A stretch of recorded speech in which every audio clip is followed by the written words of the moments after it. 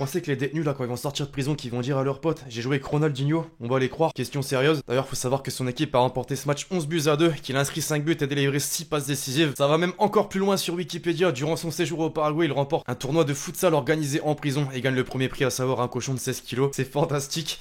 L'équipe, j'espère que vous allez bien. Aujourd'hui je suis extrêmement heureux de vous retrouver pour un nouvel Actu Foot. Alors c'est vrai que c'est un petit peu compliqué en ce moment étant donné que le football est à l'arrêt total, complet. On se fait chier, on va se faire chier surtout dans les prochaines semaines, prochains mois, même peut-être. Aujourd'hui on va essayer de faire le point sur ce qui se passe actuellement dans le football. Bon, on va peut-être pas commencer à parler de championnat turc, championnat russe qui eux continuent à jouer visiblement, mais il y a de l'actualité, il y a des déclarations qui parfois valent le détour. En ce qui me concerne évidemment je parle de foot, il n'y a plus de foot, ça va être un petit peu compliqué, mais on va quand même faire avec, essayer de trouver des petits concepts intéressants, pourquoi pas. D'ailleurs tournez des vidéos IRL, dites-moi dans les commentaires si ça peut vous intéresser et proposez des idées de vidéos à faire, même si c'est hors du foot, ça serait peut-être l'occasion d'ailleurs de changer un petit peu. En attendant, vous allez me dire c'est pareil pour les pronos, mais Cashback Paris Sportif continue de proposer quelques analyses et quelques pronos intéressants. D'ailleurs dernièrement, on est sur un très bon bilan avec le championnat turc notamment. Il y a encore moyen d'encaisser un petit peu, je vous mets le lien dans la description, c'est gratuit.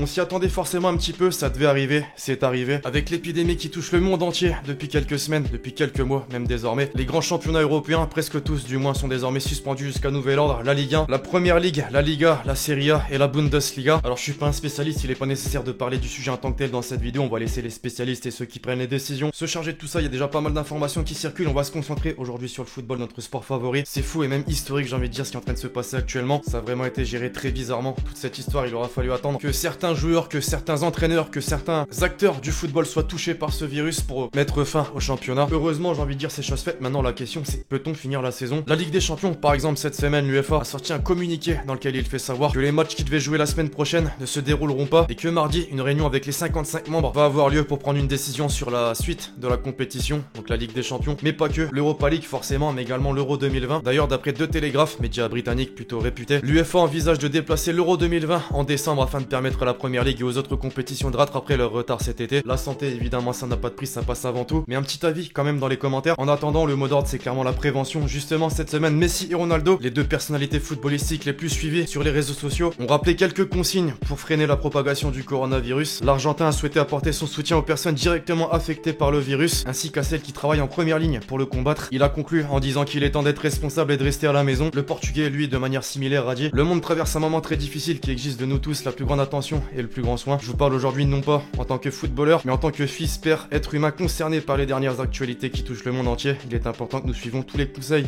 de l'OMS et des organes directeurs sur la manière de gérer la situation actuelle. La protection de la vie humaine doit passer avant tous les autres intérêts. Pas mal le bain de foule avant Juve-Inter la semaine dernière. Non, voilà, tout ça pour dire, ça paraît con, logique, mais surtout indispensable, surtout quand t'es aussi influent que ces deux personnes. D'ailleurs, ce ne sont pas les seuls, puisque Pogba aussi a voulu faire son petit message de prévention. Bon, on va pas juger, hein, mais pensez-y, pensez à effectuer le dab quand vous voulez éternuer, quand vous voulez tousser. Pour conclure là-dessus, j'ai envie de dire force à nous finalement. Va falloir être fort, très fort même pour vivre sans le football. Benzema en à peine quelques jours, il se fait déjà chier. Antenne. Je suis dans mon jardin, rien à faire. Sale. Wesh, on dirait je suis dans Je suis une légende, le film. T'es avec le Malinois. Sale.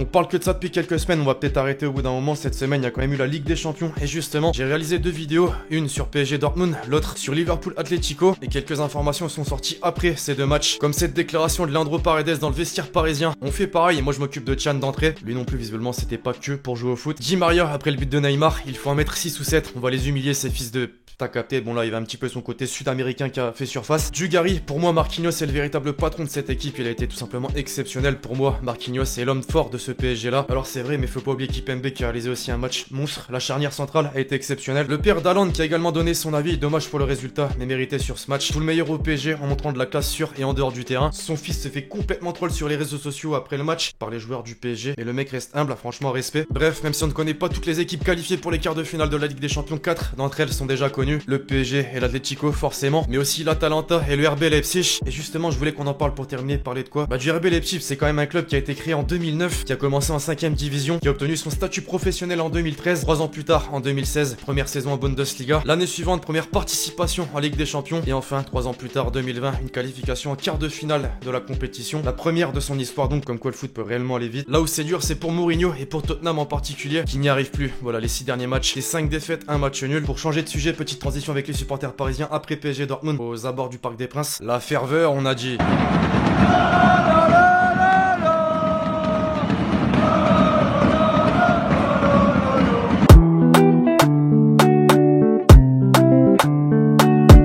Quelques déclarations marquantes à présent de la semaine. On commence tout d'abord avec Didier Quillot, le directeur général de la Ligue de football professionnel. Notre championnat est suspendu, il n'est pas arrêté et donc il reprendra et s'achèvera. On l'espère, mais quand? Bonne question. Un petit avis d'un journaliste chez Sky Sport en Angleterre. Donner le titre à Liverpool, pas de relégation, promotion de West Brom et Leeds, et jouer la première ligue à 22 équipes la saison prochaine, c'est la meilleure option si cette saison ne peut pas reprendre. Ça aussi c'est une belle question. Si jamais, et vraiment si jamais le championnat ne reprend pas, que faire avec les qualifications pour la Ligue des Champions, pour l'Europa League, pour les équipes relégables, les équipes qui peuvent être promues? Quel foutoir? Faut-il annuler le championnat? Faut-il jouer un championnat à 22 la saison prochaine? On n'en est pas encore là, mais réellement pour vous, quelle est la meilleure chose à faire? Un petit avis de Balotelli sur la situation actuelle. Le championnat, pas de vainqueur et pas de relégation, ce serait bien pour nous. On fait monter 2 équipes de série B et la saison prochaine on joue le championnat à 22 équipes. On connaît son avis, maintenant est-ce que c'est pour son propre intérêt? Brescia dernier du championnat de Serie A, à voir. Le football me manque vraiment, mais nous devons rester à la maison, sinon je vais devoir vous mettre des claques. Il termine de façon ironique quand même. Pep Guardiola ensuite, il faut se demander si ça vaut la peine de jouer sans spectateurs. Ils sont la raison même de notre métier, je préfère ne pas jouer s'il n'y a pas de spectateurs. Nous sommes là pour les spectateurs. C'est clair que de jouer les matchs à huis clos, j'en voyais pas vraiment l'intérêt. Enfin, pour en conclure avec les déclarations, une masterclass c'est le terme. Encore une fois, nouveau clash entre héros et Aulas. Quand la fièvre sera retombée, Jean-Michel Aulas verra l'obscénité de sa proposition opportuniste et reviendra vite aux valeurs qui font de lui un immense dirigeant du football. Sa réponse, heureusement pour toi et tes disciples que le ridicule tue moins que le coronavirus. Pour le reste, j'espère de tout mon cœur que le championnat reprendra vite et que nous pourrons le terminer. Pour toi, le plus dur commence. Mais c'est pas tout, Aulas en plus d'être le président d'un club français, il est également tweetos.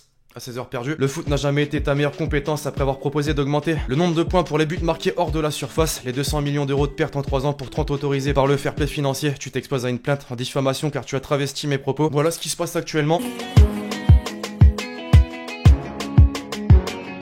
Ce qui est bien avec ce réseau social fabuleux qui est Twitter, c'est que le foot est à l'arrêt, mais on continue d'en parler et même très bien en parler.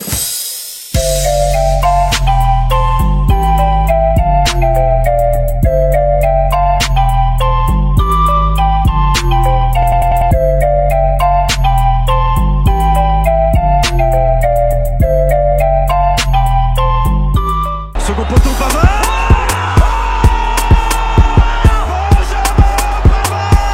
On est sur un constat simple, hein, c'est qu'on est sur le dernier top but de la série pour au moins en tout cas quelques semaines. Right there with a volley. Oh, he put it.